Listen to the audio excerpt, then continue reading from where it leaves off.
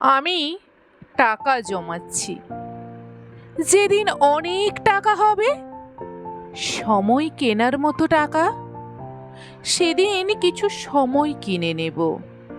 যারা প্রতিদিন, প্রতি মাস, প্রতি বছরে বলে যায় খুব ব্যস্ত, একদম সময় পাই না, কাজের চাপে মনে থাকে না, তাদেরকে সে কেনা সময় ধার দেব।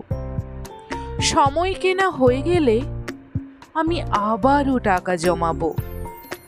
এরপর কিনবো অজুহাত। পৃথিবীর সমস্ত অজুহাত কিনে জমা করব। সময়ের অভাবে, অজুহাতের কারণে কেউ যেন তার প্রিয় মানুষদের ভুলে না যায়। সেই অফুরন্ত সময় আর শূন্য অজুহাতের এক পৃথিবী বানাবো।